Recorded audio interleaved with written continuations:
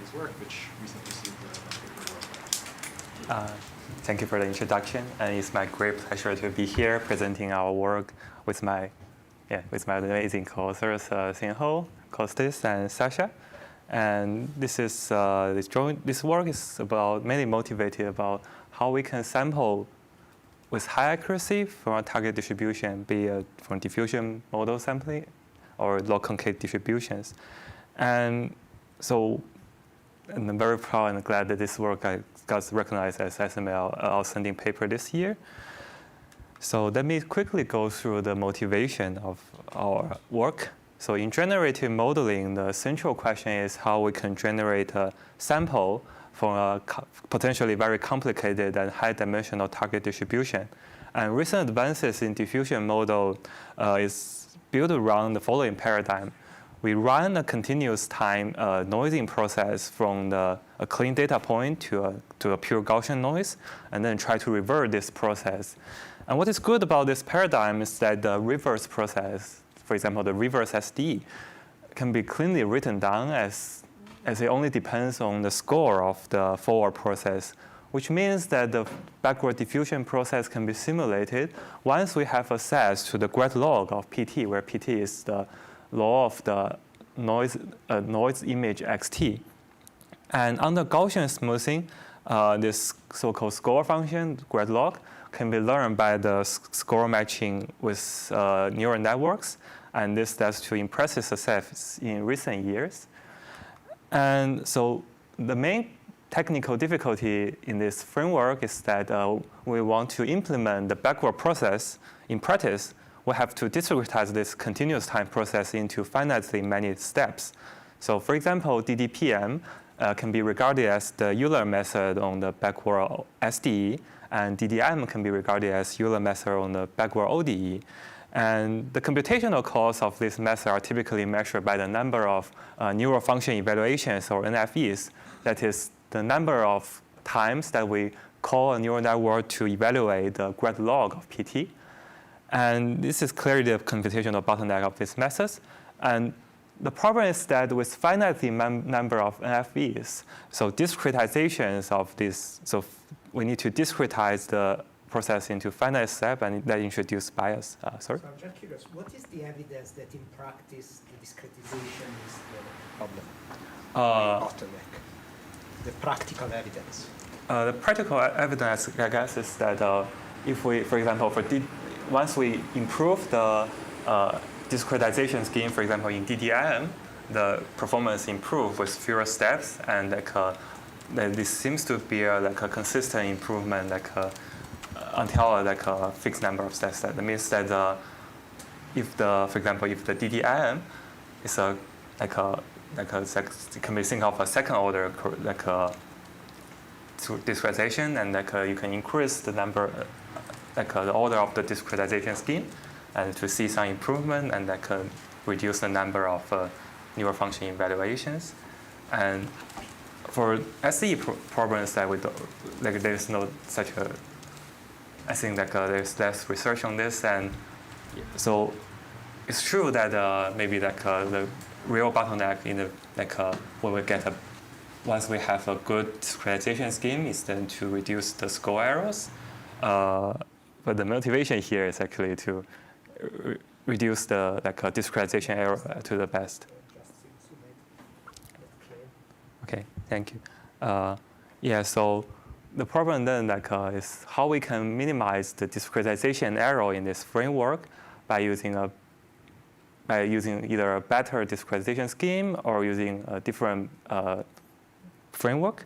So as I said, that the issue of discretizing the continuous process is that introduce bias in the sense that the sample we generate from a discretized scheme is no longer from the target distribution. And so to overcome this issue and to reduce the bias, empirical and theoretical works both study higher order methods based on ODE that has indeed led to better image quality with significantly fewer steps.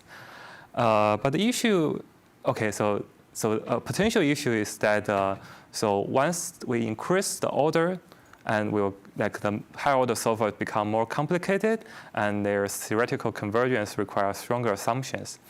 So in this work, we take a different approach, and instead of trying to design more and more accurate deterministic discretization, we seek an unbiased method that correct every discretized step so that we are tilted toward backwards to the true backward continuous process, which means that while we are running like a discrete finitely many steps, we can still sample from the true backward transition of the continuous time process. And so this is borrowing ideas from Markov chain Monte Carlo. And to gain more intuition from what we need, this like unbiased method, let me recall some basic idea from numerical analysis. So in our setting, if we consider order k method, typically the bias of this method, or like the distributional error of this method at a single step, is going to scale as the step size to k+1 power. And so in practice and in theory, we usually keep the order of k to be a fixed constant so that we can preserve some numerical stability and to maintain robustness to errors in the score estimates. And then to make the bias smaller than delta, we need to take the step size to be a power of delta. And this leads to a number of steps that scale inverse polynomially in delta.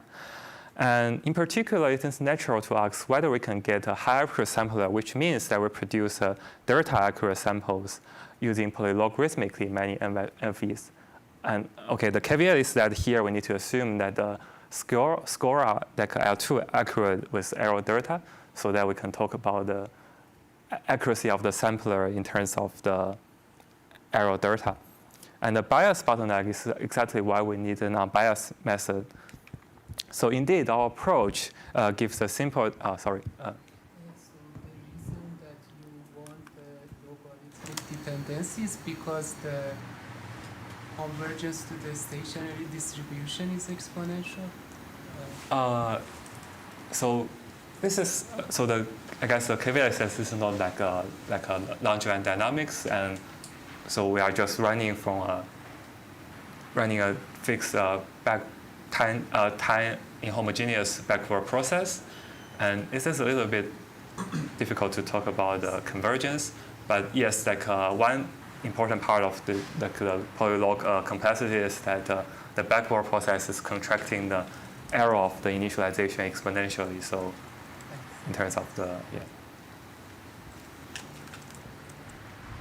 So yeah, like our approach is to give an intervention that try to correct the DDPM sampler so that it only requires polylogarithmic many steps to produce a sample. And specifically for a d-dimensional data distribution with good score estimate in L2 sense, roughly d times log cube of over delta evaluations of the score estimates or NFVs are sufficient to produce a sample of error delta. And this dimension dependence can further be reduced to the intrinsic dimension of the support of the data distribution. And I would like to highlight that there's a concurrent work by friends here, and which is also accepted to SML this year, and that develops an ODE-based method, high accuracy sampler, by combining the ideas of higher order methods with the Picard iteration method, and get the same, essentially the same polylog dependence of NFVs under a slightly stronger assumption on the score error, which requires the score errors has sub-exponential tail, and so in this sense, like we can view their result and ours as providing complementary perspective on high accuracy diffusion sampling. So ours is from the perspective of SDE and trying to propose an unbiased method that simulate the backward SDE with high accuracy, whereas theirs is trying to solve the backward ODE with high accuracy. So let me explain the high-level idea of our approach in more detail. So to keep the discussion simple, I'll focus on the diffusion process directly in discrete time, which means that in the forward noising process, we draw a clean data x0 from the data distribution, and at each step t, the next image xt+1 is derived by rescale xt and then inject Gaussian noise of variance theta. And so equivalently, like the marginal distribution of xt is just a rescale version of the original data point plus injected Gaussian noise with with variance sigma t squared. And the reverse problem then is to sample a less noisy point xt at every step t given the next more noisy point xt plus 1.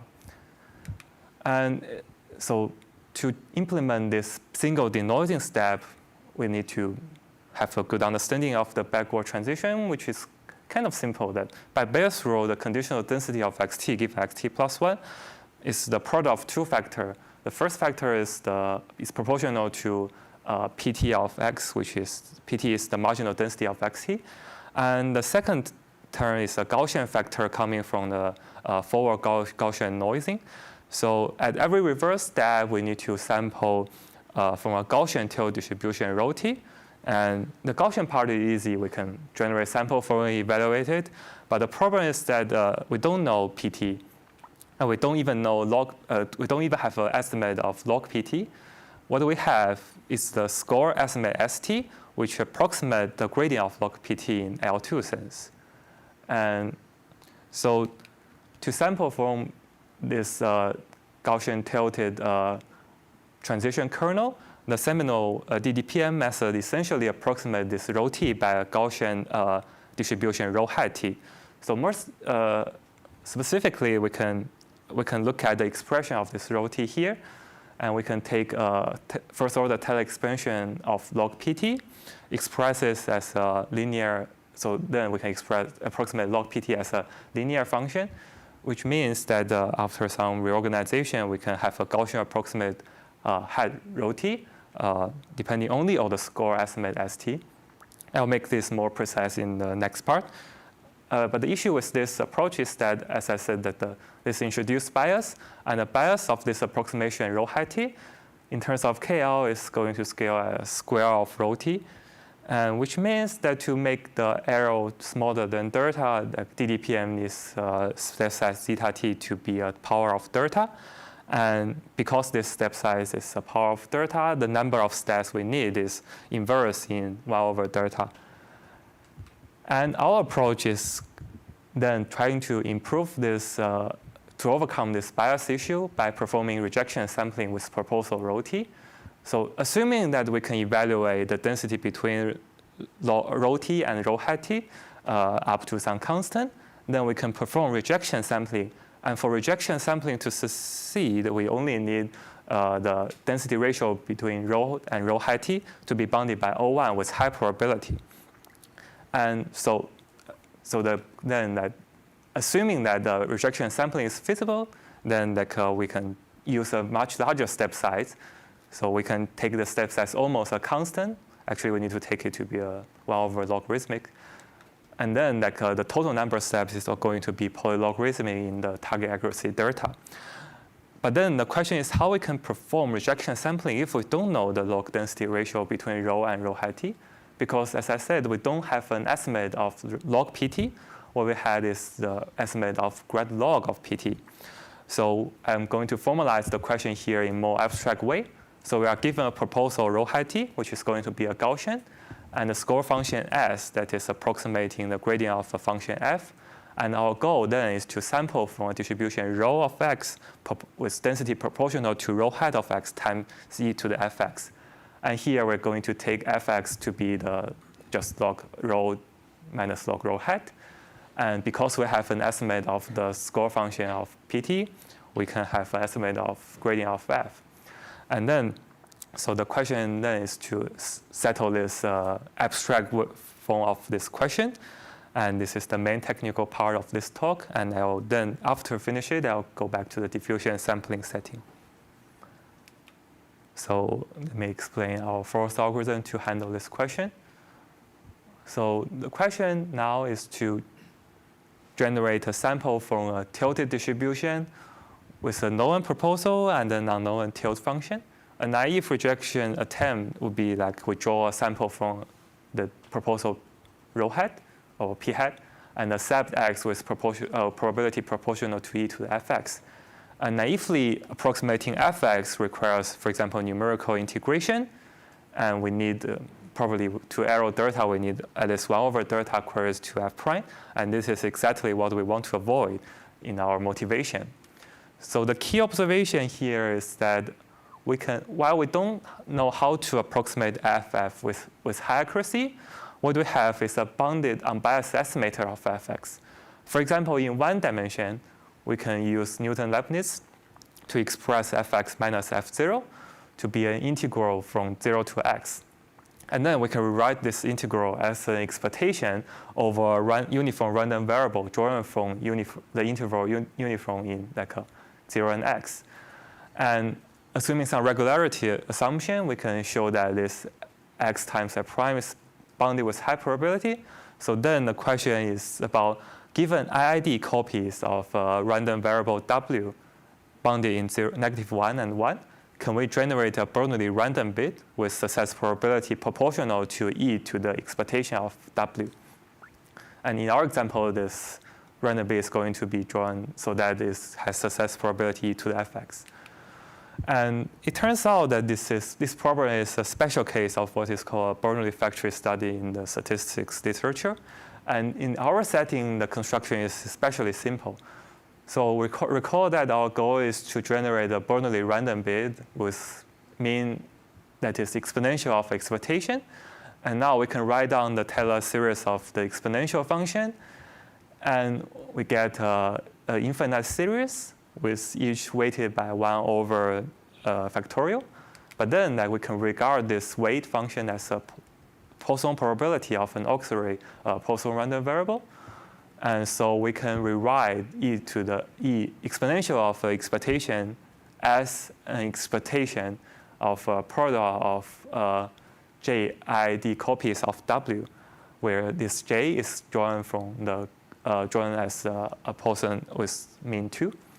And then we can set a Bernoulli random bit with success probability of this being this product, which is a valid probability bounded in 0 and 1. And finally, we can show that the Bernoulli random bit drawn in this way is going to have success probability precisely e to the -1 plus the expectation of W.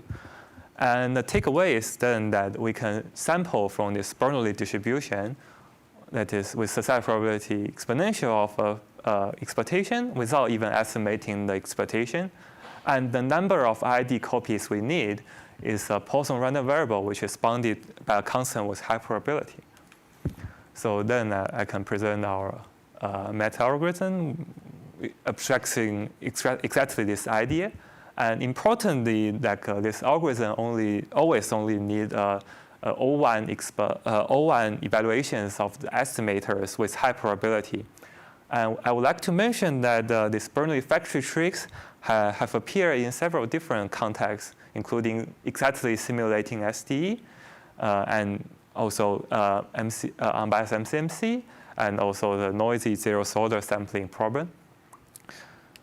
And so with force in mind, now let me briefly discuss how we can instantiate this framework to the Gaussian tail sampling problem. Give some intuition of how do you control the rejection rates? Oh, yeah. So the rejection. Presumably you don't want to have many rejections. Right? Yeah. So here, the assumption that implicitly control the rejection rate is that these estimator distributions are supported in -1 and 1. So which means that if we do this procedure with a constant probability, the Poisson random variable is going to be 0, and we just accept with probability 1.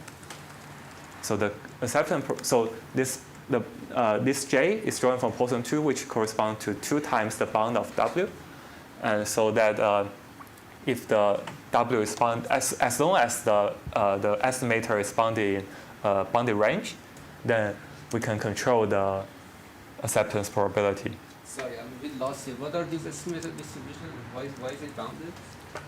So practical problem.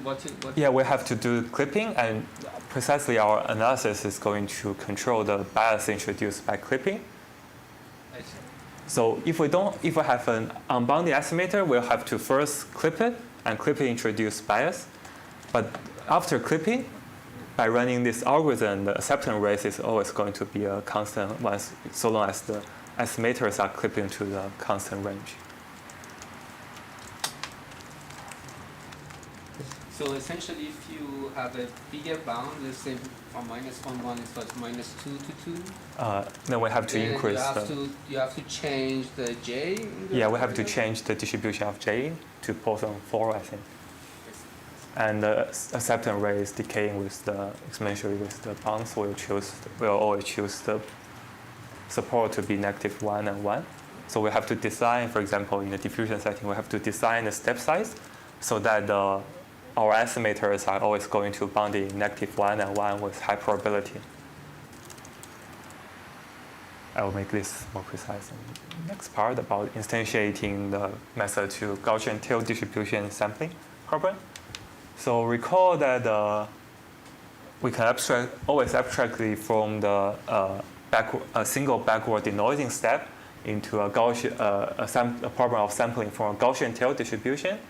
And now let's say we don't have any score error. We can exactly evaluate the grad log of the density, which means that our goal then is to sample from distribution rho x with density proportional to exponential of -fx minus a Gaussian part.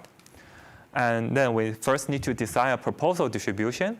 And the idea then is to, as I said, like apply Taylor expansion to fx, get a linear approximation of fx. Then by reorganizing this linear approximation in the distribution, in the exponential density, we can show that an ideal choice of proposal distribution is to choose rho hat to be a Gaussian center at x0 shifted by eta times a gradient evaluating at any point x plus.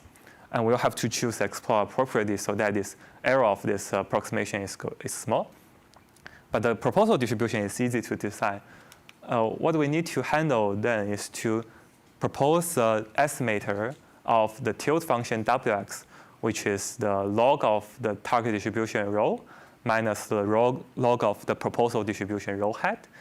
And by our choice of the proposal distribution, the tilt function up to constant is going to be an inner product of x with the gradient evaluated at f plus, and the difference of the function f at 2 points.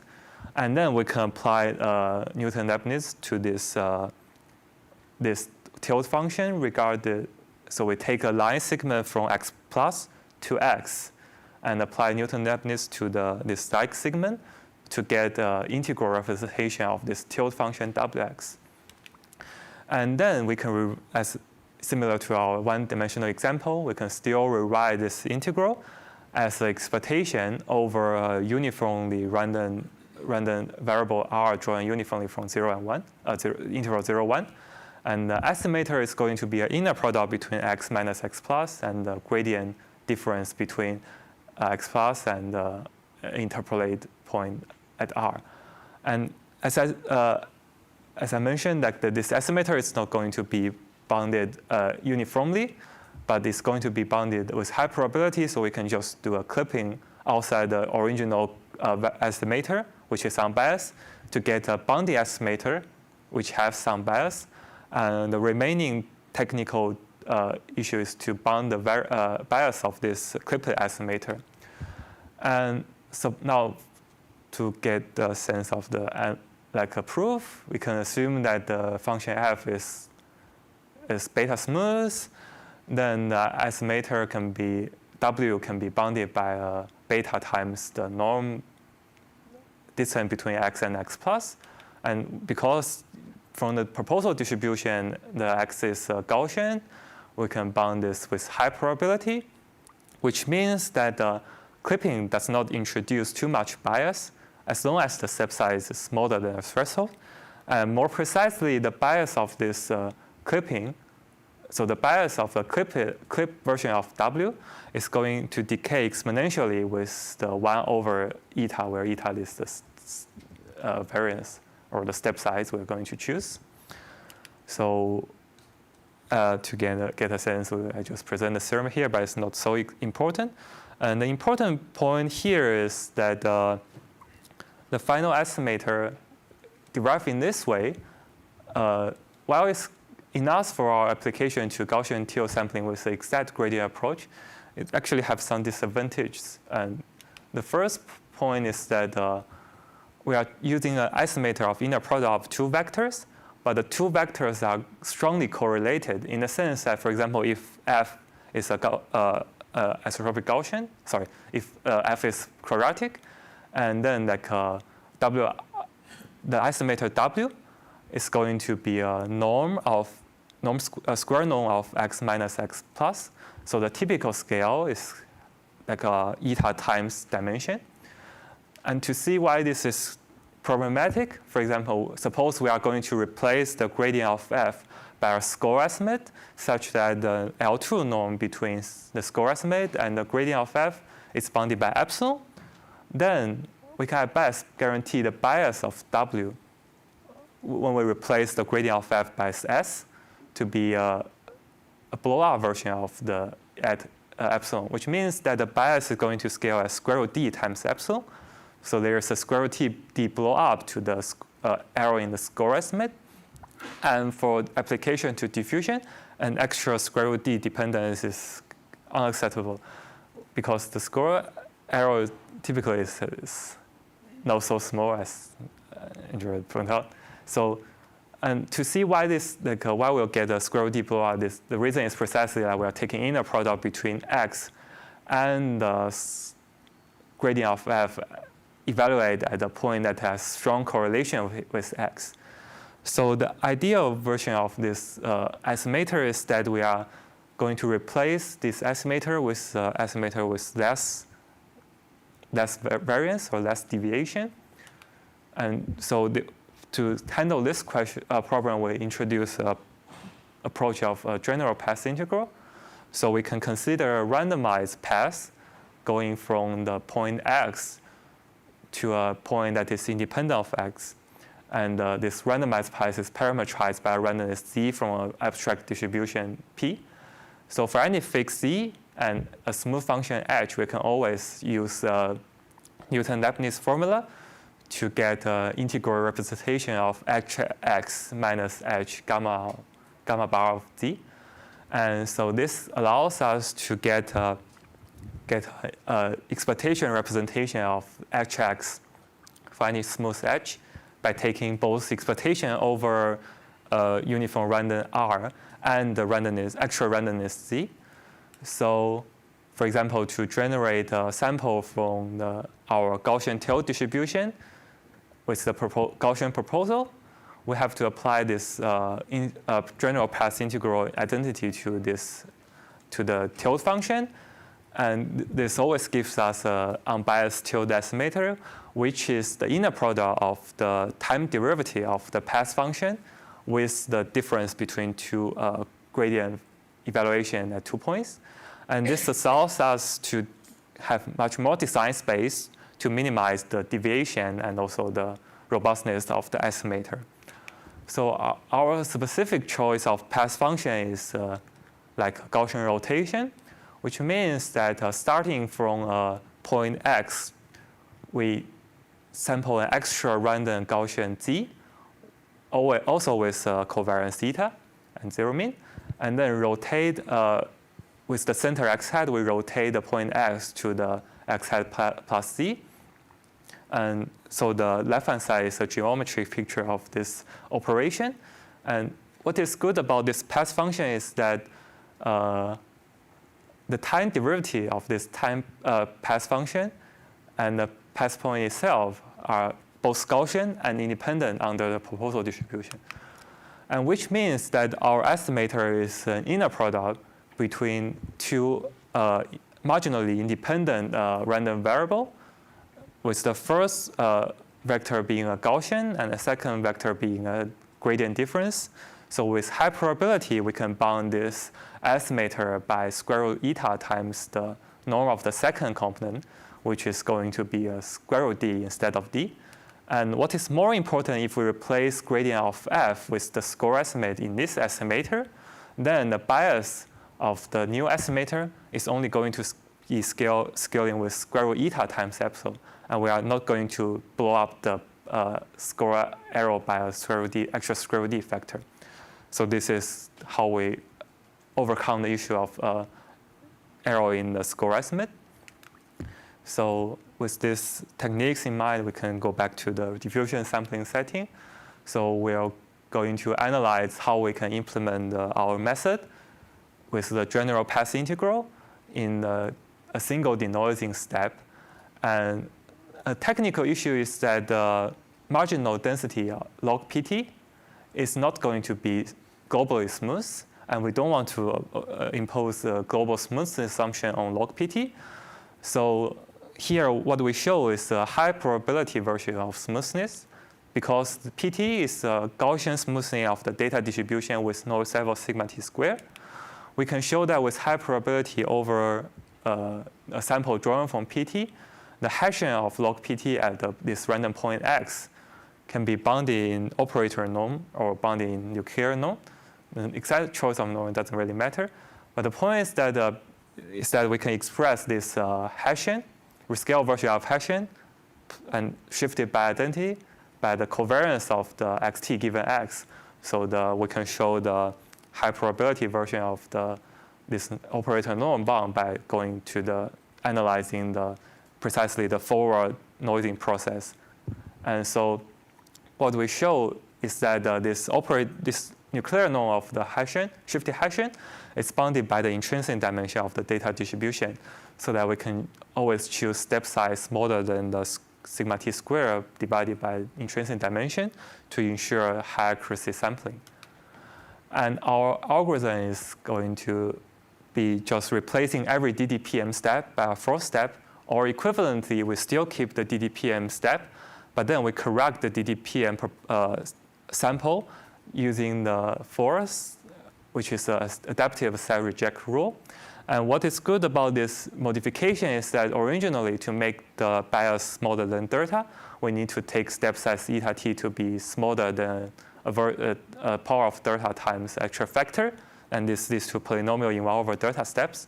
But with the correction introduced by force, with the bias is going to be exponentially small in 1 over eta t, which means that we only need to take eta t to be proportional to 1 over polylogarithmic factors, and this leads to a total number of polylogarithmic in many steps.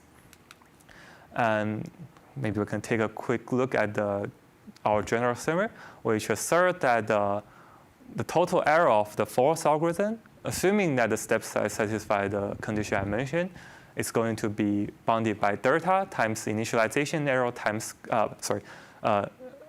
going to be error, delta plus initialization error plus score error. And we can make initialization error small by taking the capital T to be large enough, larger than a logarithmic factor. And the score error is kind of inherent in this approach and is consistent with the error of DDPM. So an informal version of our result is that assuming that the average score error in L2 sense is bounded by epsilon for every step t, then by choosing the step size appropriately, we can make sure the KL divergence between the final distribution we generate from and the early stop version of the data distribution to be bounded by delta plus epsilon, and the total number of steps or number of function evaluations is going to be d times log q of 1 over delta. So the main result is stated, and we can also replace dimension factor by either the intrinsic dimension of the data distribution or further by a non-uniform Lipschitz assumption on the conditional covariance of the forward noising process. And okay, the limitation of this approach, I have to be honest, is that the cost of our method in a low accuracy regime is going to be proportional to DDPM, which means that if the step size is not like small enough, then like the rejection is, we are using a very noisy version of the rejection sampling, and the distribution collapses to the original distribution of DDPM. So we really need to go to high accuracy regime to see the benefit of using this unbiased approach. And also, like in the high accuracy regime, like the implicit assumption is then that the score error has to be small, so that the score error won't dominate the discretization error. So I think there are some open questions from the empirical side of designing more like a fine-grained and better proposal by, for example, incorporating the idea of ODE sampler. and also incorporate guidance in diffusion and other optimization for practical implementations. And from a theoretical perspective, however, there is another open question of what is the optimal dimension dependence of a diffusion sampler. So a concurrent work showed that there is a square root d lower bound for diffusion sampling with only score estimates under worst case distribution, while our upper bound here is linearly in dimension, so this gives a quadratic gap between the upper bound and lower bound. And I think this is an interesting theoretical question of understanding what is the optimal query complexity of diffusion sampling. And I guess only 5 minutes left, and so I'm going to quickly go through another application of our force framework, which is about sampling in a more classical setting of log-concave sampling. So maybe I can start by comparing sampling to optimization. So in optimization, we want to optimize a function f to accuracy delta. And in sampling, our goal is typically to sample from a distribution with density proportional to e to the negative f to accuracy delta. And assuming that f is alpha strongly convex and beta smooth, in the optimization world, the query complexity of optimization is well studied. So with exact gradient query of f, we can get exponential convergence, which means the query complexity is log 1 over delta. And to sampling, it's also true that we can get polylogarithmic complexity, not so hard. But when we have noise in the gradient of f, optimization requires 1 over delta steps, and this is information theoretically optimal. And for sampling with noisy gradient, we also know that there are several upper bounds by, for example, using stochastic gradient Langevin dynamics to get polynomial in 1 over delta queries. But the question is then, is this poly 1 over delta dependence really necessary for sampling, given that sampling itself the goal is to generate a noisy version of a minimizer, for example. And our results using our force algorithm is that if our goal is to sample from e to the negative f, and assuming that the noise in the gradient of f is zero mean and sub-exponential or sub-Gaussian, we only need a polylogarithmically many queries to the noisy gradient. And the dependence and our result is going to be adding an extra variance and process dependent complexity to the original query complexity of exact sampling with exact gradient case. And the key idea, so the intuition is that in the low accuracy regime for Langevin dynamics, for example, a noisy gradient does not really hurt too much because after all, the Brownian motion have some intrinsic noise. And in the high accuracy regime, then fast mixing typically requires some zeroth order information. So, and our approach, again, is to use rejection sampling, but with only unbiased estimator. And the intuition is that in our argument in the sampling setting, we don't really need a query. We don't really need to query the gradient of f with an exact oracle. So our approach actually permits noise in the gradient query. So, for example, our approach is applied in the one-dimensional case is apply Bernoulli factory to an estimator of fx minus f0, which we know we can express as an expectation using Newton-Leibniz. And importantly, for any given y, we can always query a gradient at OY. We can always query a gradient at point y that is unbiased. Then we can produce, again, an estimator of fx without even querying the exact gradient of f. So instantiate this idea to the sampling setting. We only need to analyze the bias of clipping.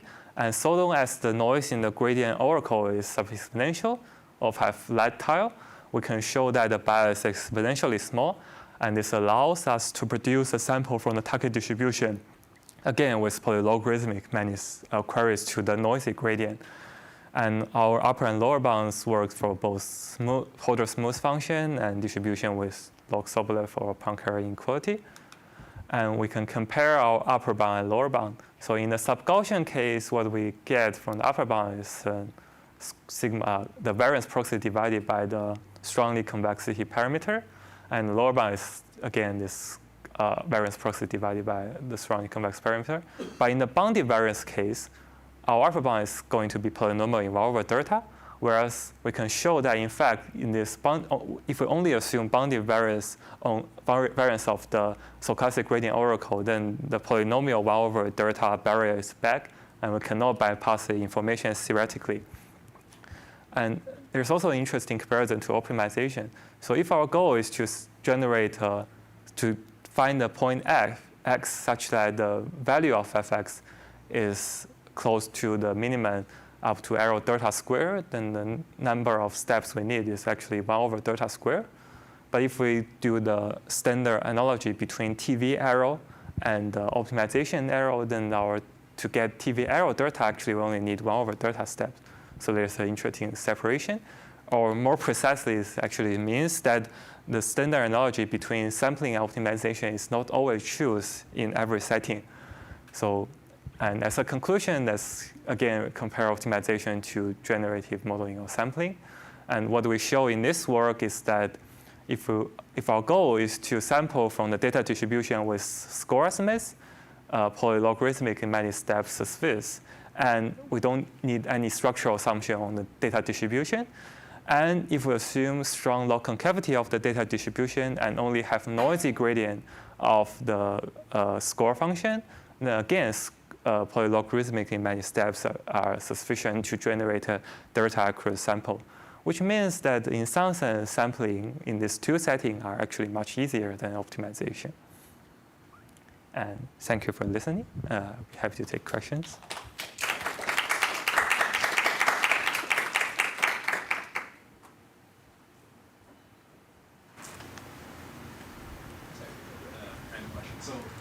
If you have 0 score error, is there any lower bound saying that you need a delta dependence?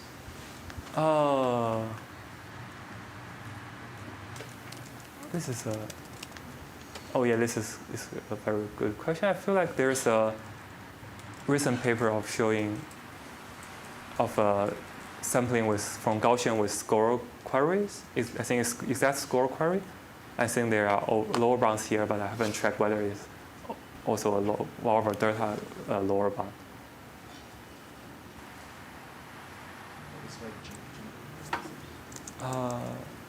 I have to double check. I lost track of where do you get this log square of 1 over delta? Does it comes from the rejection of your... for the Log-Concave sampling setting? No, in this log. Yeah. So the argument is that, for example, in this simplified setting, we need to bound the bias introduced by clipping. So this original estimate W is unbiased. After clipped to a bounded range variable, introduce bias. And so to prove the bias is small, what we show is that W is bounded with high probability, and the probability tail is decaying with 1 over eta. So to push this probability tail to be below delta, we need eta to be at this 1 over log 1 over delta. And an actual log 1 over delta factor actually comes from our analysis of the high probability smoothness of the score function. So we show that this grad log of PT is Lipschitz with high probability. So again, we get so the probability, high probability bound is going to scale with log 1 over delta. So this gives the actual log 1 over delta factor. So the other thing that I lost is, what is this X plus that, how do you choose this X plus in the proposal density? Yeah. So again, in this simplified setting, to make to bound this estimator, we actually get 2 terms. One term is the inherent Gaussian deviation, and the second term is the difference between x naught minus eta times gradient at x plus minus x plus. So the best choice of x plus is going to be the proximal point of x0. And this can be solved, for example, in the exact gradient case, this can be solved by, for example, accelerated gradient descent. And in the diffusion setting, we'll always choose x plus equals x0 and analyze this eta times gradient of fx0 and show that it is also bounded with high probability.